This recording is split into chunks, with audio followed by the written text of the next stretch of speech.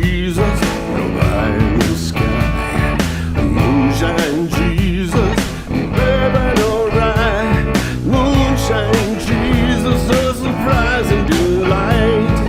Moonshine Jesus, won't you shine a light?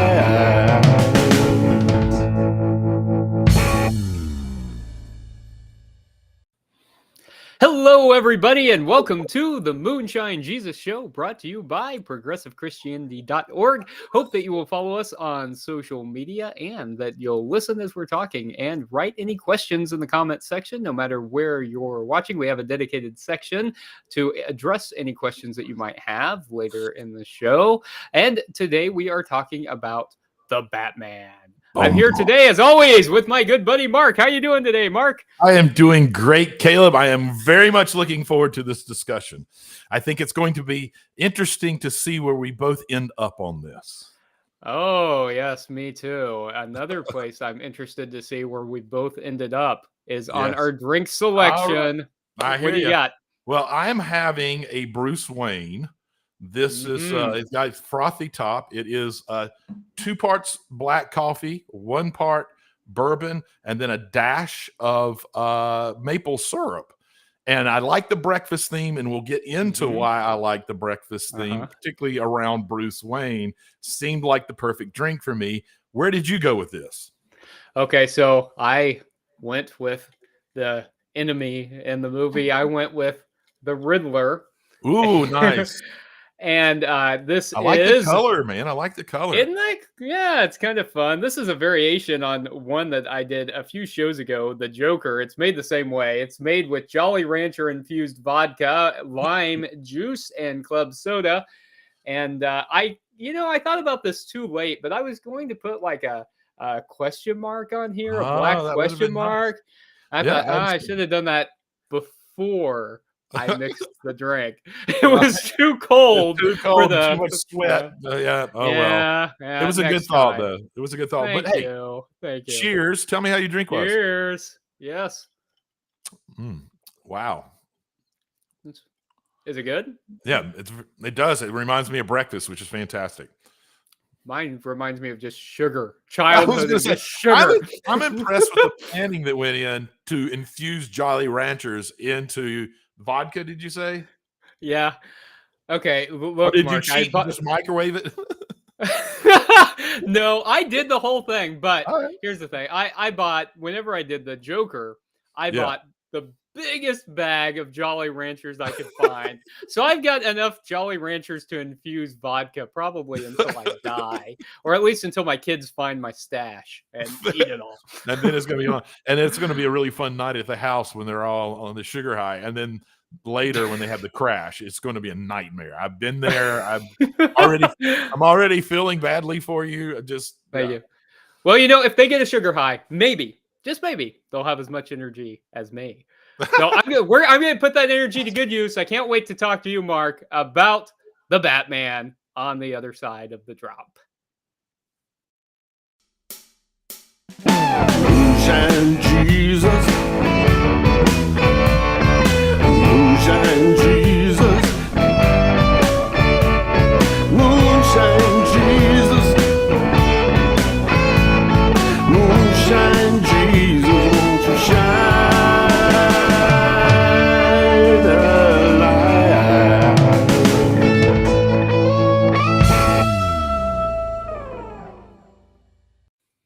Again, thank you for tuning in to the Moonshine Jesus Show. Today we're talking about the Batman. The Batman. This movie is yet another installment of yet another darker and grittier Batman. So in this particular version, the Riddler, a sadistic serial killer, begins murdering key political figures in Gotham, and Batman, in only his second year of being a crime fighter, is forced to investigate the city's hidden corruption and question his family's involvement. So, Caleb, you and I both have seen this twice. We've seen it 2 different ways. We watched it in the theater. We watched it on HBO Max. And so hopefully we're reasonably well versed in this to have this particular discussion. So tell me, Caleb, what's your first kind of feeling, your first take on the movie, and were they different each time you watched it, or were they the same? Yep. So I love the way that you describe that as another take, an even grittier take, because with each How one many you're like, years? like, can Batman get darker? Batman's pretty dark. Can it get darker? And it's like each director's like, yeah, I'll take your Batman and look at mine. Right. But I loved it. And so Yeah. I love Batman. I still think that one of the reasons that I had kids is so I could like legitimately keep watching Batman cartoons and keep talking about Batman. I love Batman. And so yeah, it was a different experience though in the theaters. And so this was the first time I went back in the theaters post or in the midst of this COVID, wherever Right. we Yeah. are in the midst of Right. it, was to see Spider-Man. And Yep. that was fun. But then this was my first big outing, right? This was a 3-hour movie. It was a lot of commitment. Commitment there, And man. That's commitment. it's commitment.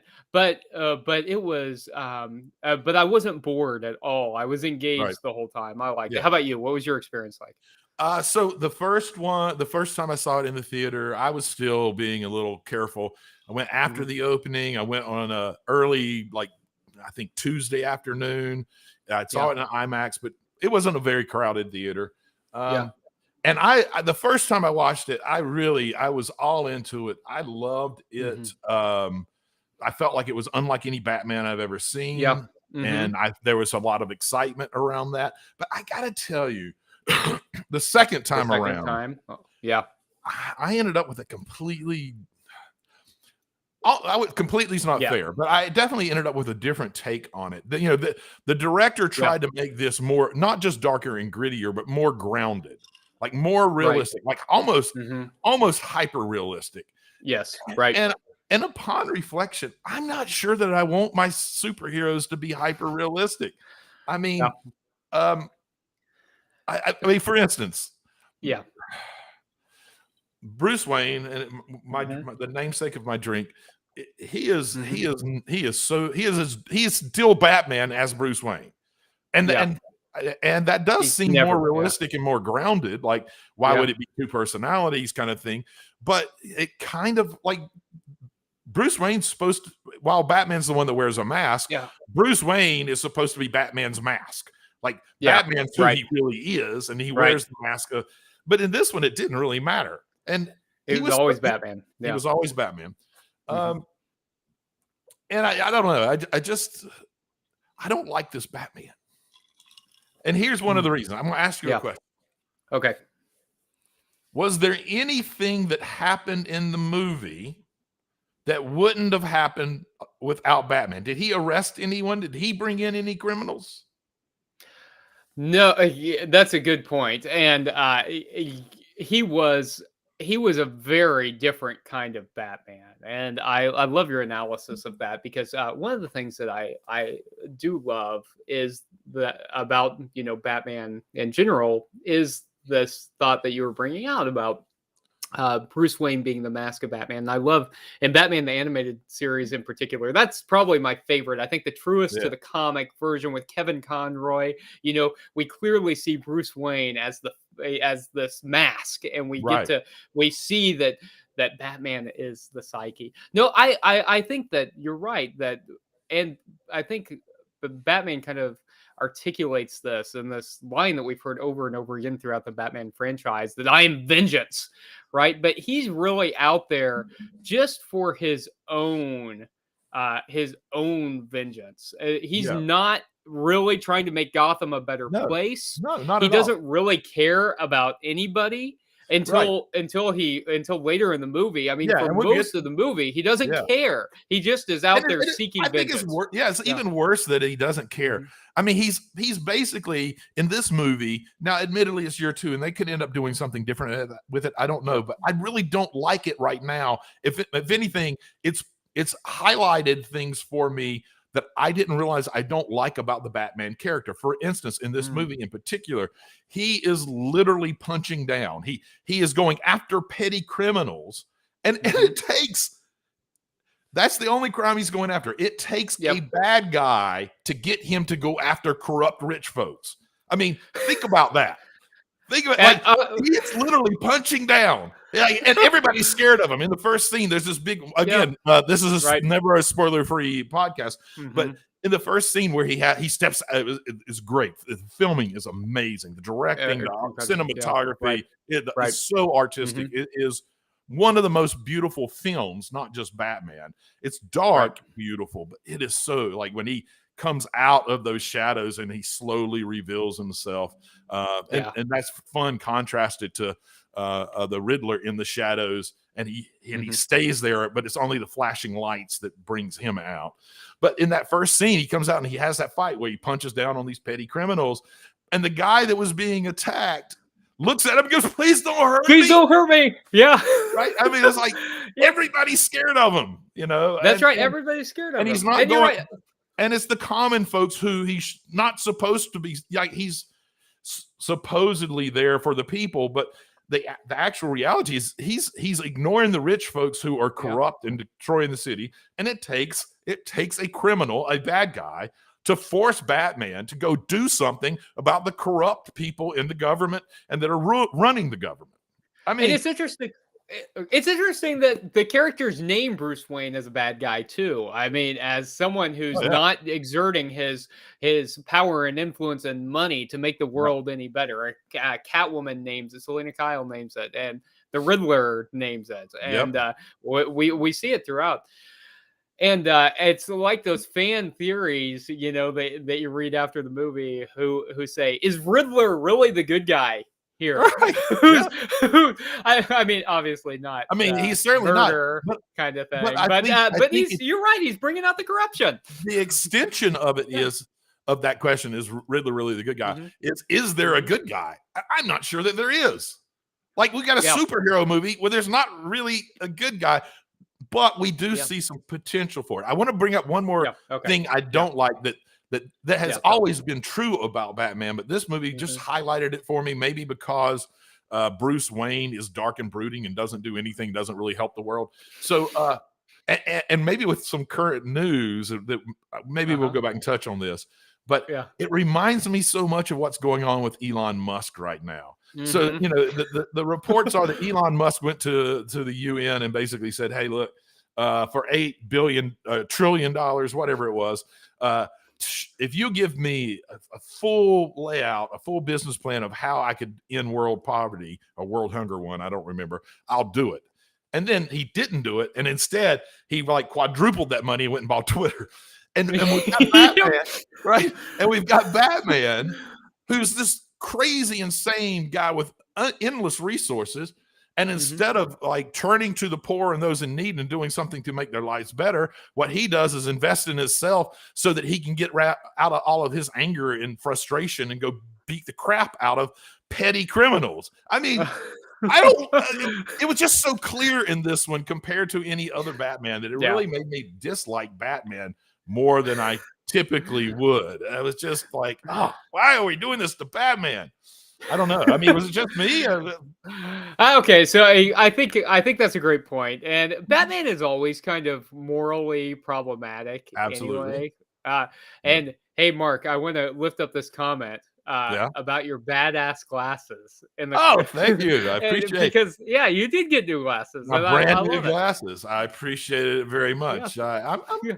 I'm pretty pleased. I'm pretty pleased with them. I'm gonna probably overwear them. Good, as you should. Yeah, but so Batman's always been a morally problematic character, but you're right, it's exacerbated in it is because they've made it such a grounded movie and tried to make everything seem so, and they do. I love what that means for Gotham. Gotham is is the best. I can feel Gotham. I feel like it's a real place more so than ever before. I love that's what it did for the city, but what it did for Batman, I didn't particularly care for. But we do. Go ahead.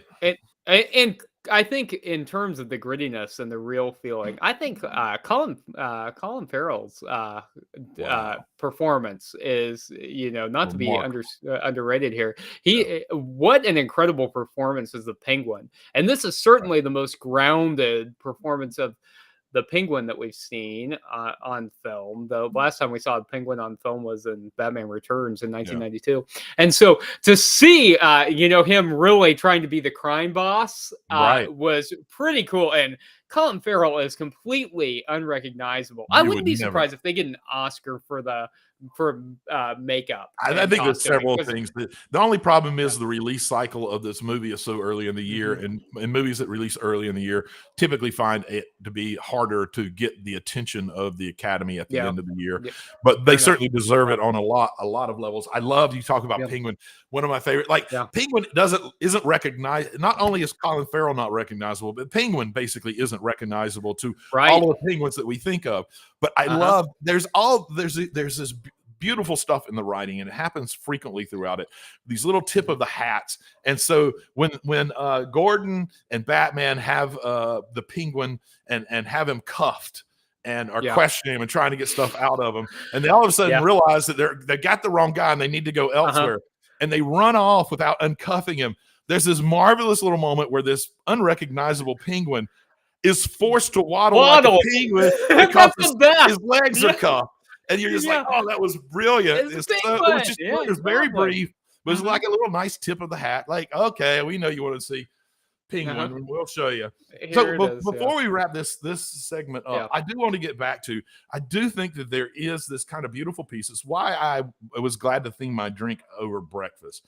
This chance that maybe we're going to get to the Bruce Wayne that makes this a better show, and we get the mask, and so we do hear "I'm vengeance" throughout this, and we see that the good and bad. Matter of fact, we don't hear anyone call him the Batman except maybe once, I think, in the whole show. But we get to the end of the movie, the climactic scene. There's flooding waters coming in, and this group of bad guys are attacking everybody, and Batman's trying to fight them off. And one of them, as Batman's looking at him, one of these bad guys says, "I'm vengeance." And you see this look on his face. This look like, wait a minute. That's the turning point. Yeah. That's his turning point. And then we get this imagery. He almost immediately jumps into the waters, goes under, comes up in a baptism type motion. So he gets baptized. The city gets baptized. And theological. You're getting theological here. And almost immediately, he literally becomes the torchbearer. He lights. He's holding it. Yeah. And he's leading the folks out, and they're forming a V behind him, and he's going out. And we move from both the victim in the early part who said, "Please don't hurt me," to the victim in this part as he's helping her load onto a chopper, grabbing him and not wanting him to leave her. Like he is hope for her. He's that. And I love that. And then you contrast what happens very next with an earlier scene where we have the 2-year Batman talking about, "I've been on the streets at night for 2 years." By the way, everybody in the film talks like this. I don't know why it's necessary. Everybody has, because it's darker, it's grittier. It's not just you gotta make your voice gritty. Commissioner Gordon. It's like everybody. But anyway, he's joining Alfred for breakfast inside, and he has to put his glasses on because the light's too bright for him. But here, after we see him, the baptism, him being the torchbearer, and this young lady grabbing him like her hope and not wanting him to go, it's morning and the bright sunlight comes out, and we see Bruce look up into the sky, eyes wide open. And so that's my hope that we may have seen this immense change. Bruce Wayne. It's also the tie-in of my drink, which needs to be topped off. So I say we go into a break, we come back with fresh drinks, and talk a little bit more about the political and theological impact of this movie. That sounds good.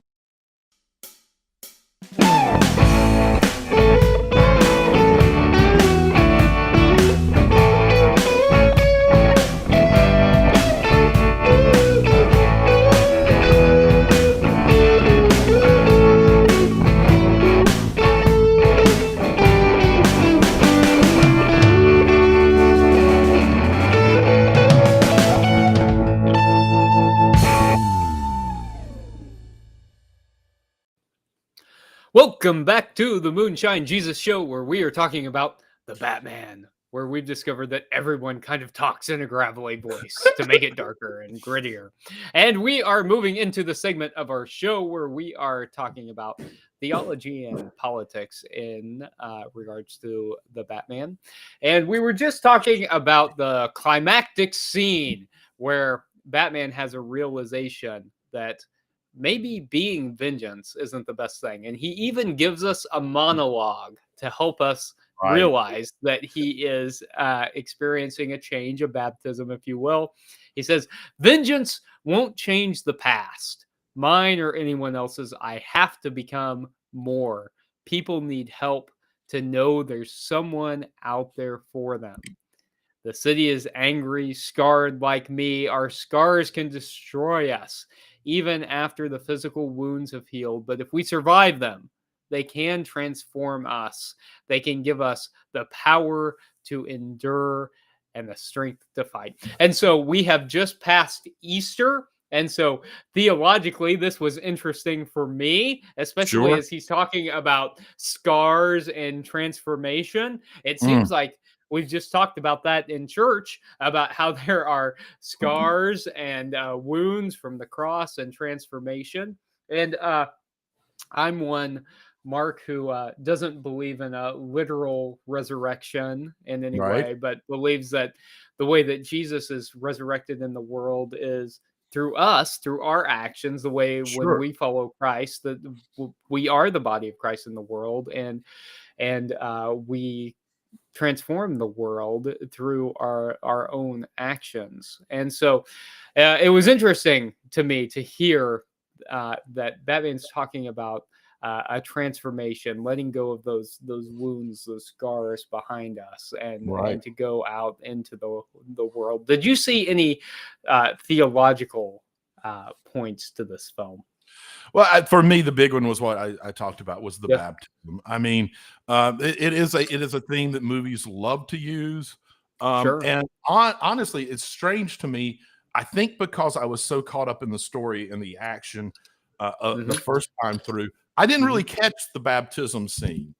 The I second didn't time, notice it until you said it. Yeah. well, and it's the second time I noticed his head literally. It's almost like someone dunked him and his head comes up like that. Mm. And that's when I went, "Oh, wait a minute! Of course, That's he a just baptism. he Yeah. just learned that he's not supposed to be vengeance, and then he goes under the water and comes back up a new man, of course." And then it wasn't until later that we're reflecting, I realized it's actually a baptism of the city too, like a renewal time where we're going to see what it has to become after it falls Yeah. apart. Yeah. And so for me, that was pretty powerful.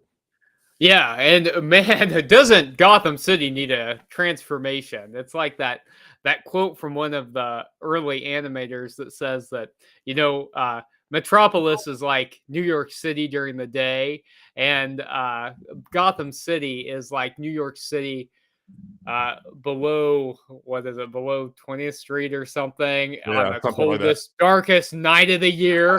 But Gotham City is like the worst city imaginable. And another way that we see that Gotham City is terrible is in the way that they have used the renewal fund in the movie.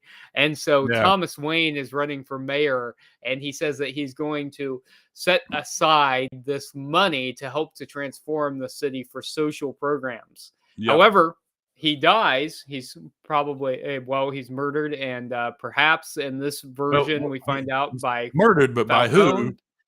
Yeah, we don't know. Maybe by Random street thug? Falcone, Or maybe yeah, maybe Falcone was telling the truth, and they really maybe leave it a mystery. Maroni. Yeah, we don't know. Maybe it's just some random thug. We don't know. But I think it has to be. murdered. I mean, you can't change Who do that. you If you think it is? change that in Batman, he doesn't have a reason to be Batman. It's that Yeah. pent up unknowing, and like I think Yeah. every time that he goes after a petty criminal, he's going Yeah. after the people who killed his parents. And you make it Right. it Falcone, and it changes things. I don't know. It's just like in the Tim Burton version where they make it the Joker. Right. That's a huge mistake, right? Right.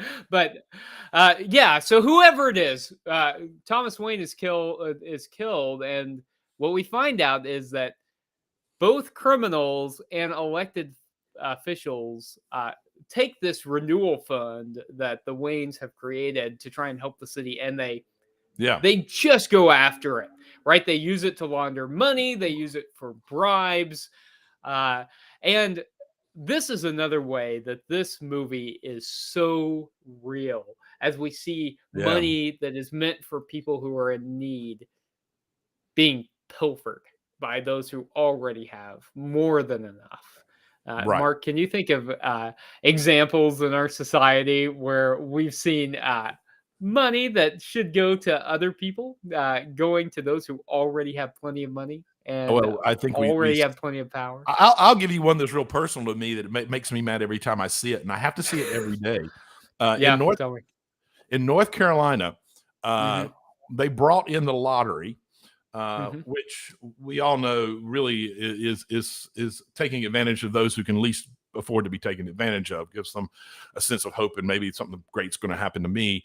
But they called it the education lottery because all this money we make off of it is going to be great. We're going to give it all to the schools and educate our kids, and it's going to be fantastic. And that was the Yeah. pitch to get folks who were kind of against gambling in North Carolina. And it was a balance. Like, it was not sure it was going to pass until they came up with that idea. And it passed on that. And you know what's really interesting? And how in the world did this happen? From that point on, we started seeing funding for education drop out of everything else. And so people were just pilfering money from there. And we've not seen any real major impact in the schools, but plenty of people have benefited financially because they were able to siphon it off, because the lottery now is keeping it, kind of like it was. And there's money for education is so crazy throughout the states, because it's hard to think of something that's more important than educating the next generation. Right. And yet every state seems to have trouble prioritizing education.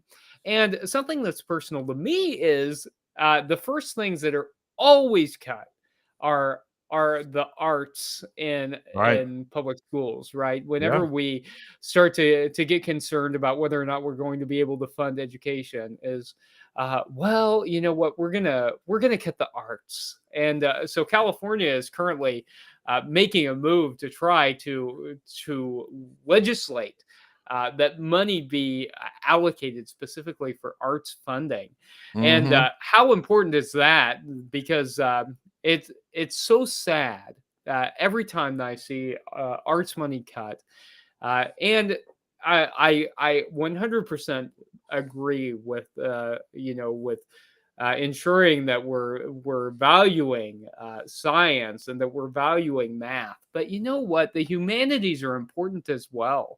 And one of the things that's important about arts and humanities is that they help us to develop as full people, as well-rounded people. And they help us to appreciate one another. And I think we need both. And it's just devastating whenever we see all that money pulled. So yeah, and this is another way that this film really hits home, is seeing people just pilfer the money for themselves. Oh yeah, I mean, it pulls back the veil, and for folks who don't, I mean, it's easy when they start talking about it, it's easy to see that that's what's going on in our world, and sometimes it's nice to have it removed into a fictional space so that you can, it doesn't feel so personal. And so I feel like there's the chance that some folks are going to see that here and become more aware, or at least pay more attention to how that really happens in the world that we live in. Yeah, absolutely. So I also think that it's interesting that we see kind of the father-son dynamic explored quite a bit between Alfred and Bruce in this film, and it's really heartbreaking. He's a jerk. It's a terrible dynamic, and jerk. He is terrible, and I don't think I've ever heard anyone like vocally not root for the hero of the movie so much as whenever Alfred is in the hospital That's what I and was going through. yeah, and Bruce is there My and he God. wakes up after literally taking a bomb blast And for then he Bruce, He right? starts to smile at Bruce, He right? smarts to, yeah, he sees he's in there like, oh, he's in the hospital waiting for me. And Bruce is like, you liar, you lied to me.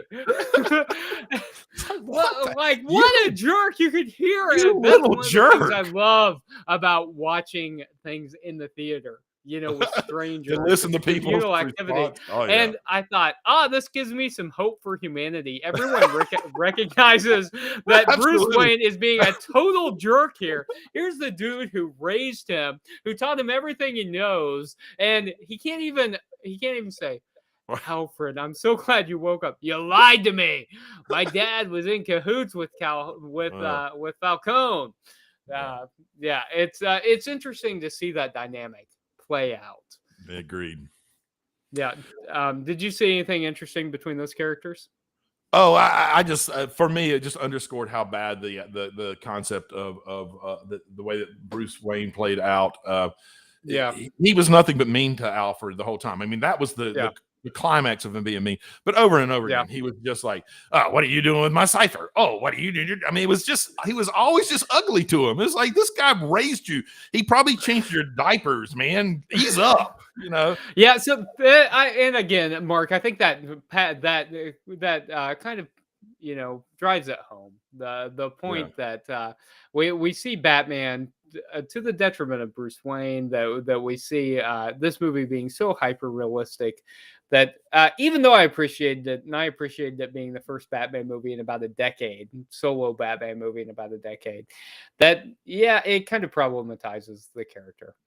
So you all may have thoughts about the Batman, and we would love to see those thoughts in the comment section, and would love to see some questions. If you have any questions, why don't you go ahead and type those in there? We're going to probably top off our drinks, and we'll see you back after the drop.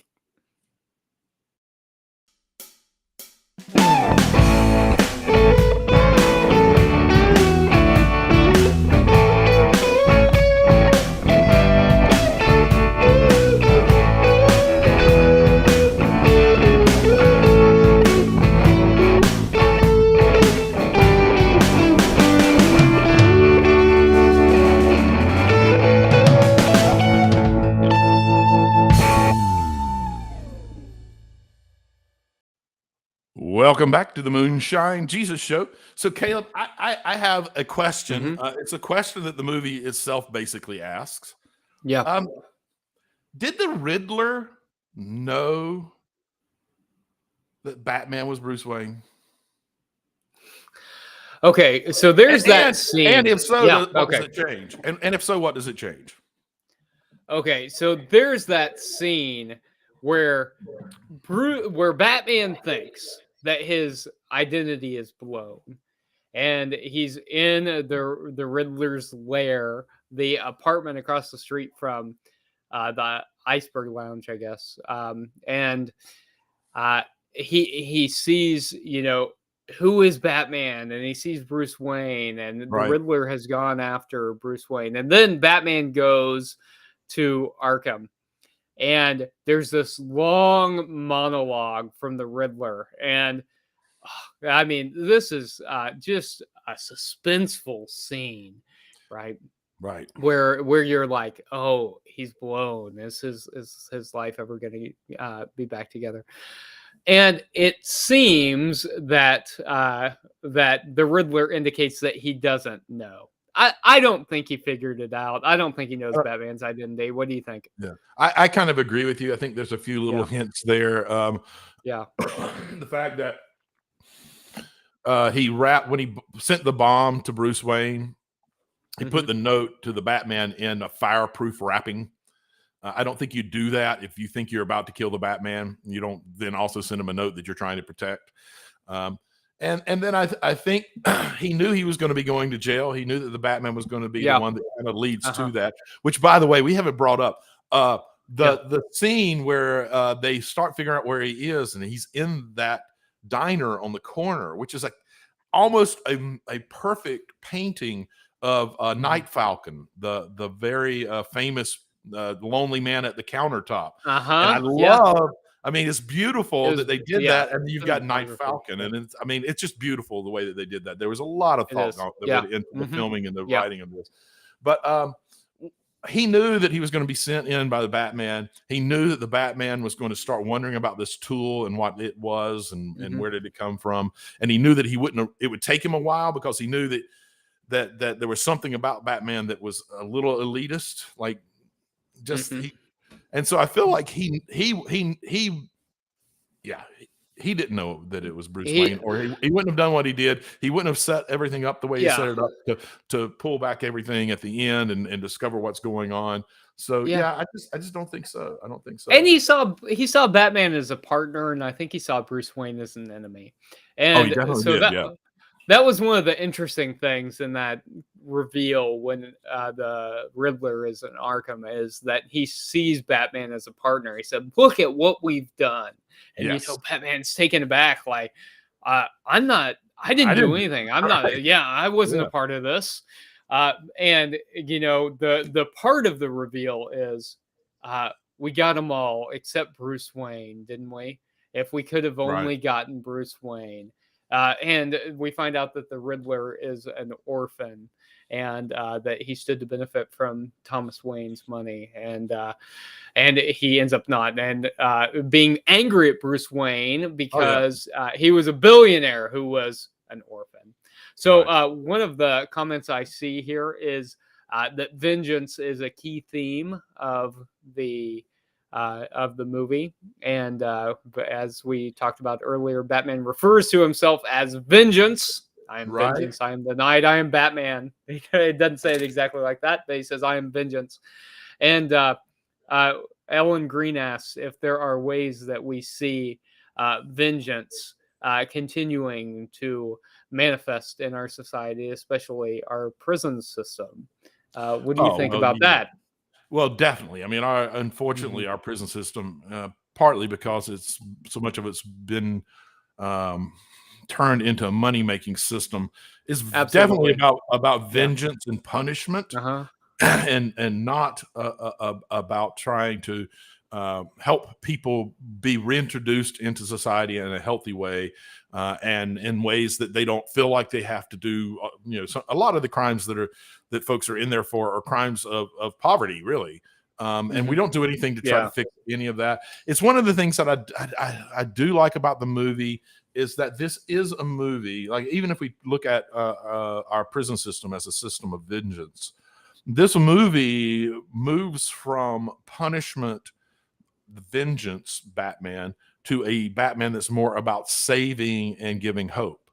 Mm. And I think that's a great lesson that should be learned by a lot of our systems. And I think the prison system is clearly one of those, that we need to reform our prison system so that it is much more about helping folks, redeeming folks, helping them move into a better life, rather than punishing them for mistakes that were made, that society and a lot of times kind of forced upon them, and then Yeah. just pushing them back with no new skills, no help, or very little help, particularly from the system itself. There are folks out there trying uh, um, to be reintroduced to society in a way that they can prevent themselves from needing to do the things that's going to put them back into the system. Yep. And in church, we call this the difference between retributive justice and Yeah. restorative justice, right? Right. Retribution, making people pay for what they've done, and Right. trying to restore people out into the world. And of course, theologically, our hope is always to restore people into right relationship with other folks. And so I Right. think anything that we can do to help people live life and live it abundantly is um, incredibly powerful. And so, yeah, vengeance, not a great quality. And so, even Not though at all. Batman's like my favorite superhero, I Yeah. think I like him because he proves that just a regular guy, as long as you have $1 billion, and go out and fight crime. I don't know why. I've always loved Batman. I think it's because of when I came of age, Mark. 1989 Batman came out when I was 4. I just love Batman, but Sure. but vengeance is theologically problematic. Absolutely. That, what we're trying to do as people in the world is to not avenge, but to forgive and to restore. And Absolutely. so maybe that's a great place to end on. Mark, where are we gonna look at next week? Do you have a thought? Next week, let's take a look at a new series. I don't think there's maybe 5 to 8 episodes. I don't remember exactly what. On Apple TV Plus, it's called Roar, and I'm going to read you their description. I think it'll be enough to intrigue you and make you want to join in on this. I hope our listeners will do the same, and then come back to the live broadcast next week and ask some questions they bring up for you. But this is how it's described. It's featuring an all-star cast. This genre-bending anthology series weaves together 8 darkly comedic feminist fables that take unexpected approaches to subjects like gender roles, autonomy, and identity. I think that sounds fascinating. Yeah, that sounds really good. I think there's a lot of meat there. And Absolutely. Mark, maybe in a couple of weeks, I've been looking at the calendar, and I think Doctor Strange comes out pretty soon. What do you think? Should we look at that in a couple of weeks? The Monday after the release, we should do that for sure, man. Okay, because I know we're both going to be at the premieres. We're going to be there. I can't wait. Can't wait. Yeah. Well, listen, we really appreciate all of you tuning in. Please try to take the time to watch these shows. Roar this week, Doctor Strange next week, and then tune in, as always, on Fridays, 4:30 Eastern time to join us for our live recordings. We're always Mondays. I mean, I'm thinking of the movie Mondays, and we are always appreciative of you tuning in, of you watching live, listening on the podcast. We can't tell you how much we appreciate you. Thanks for being here, and come back next time on the Moonshine Jesus Show. Moonshine Jesus.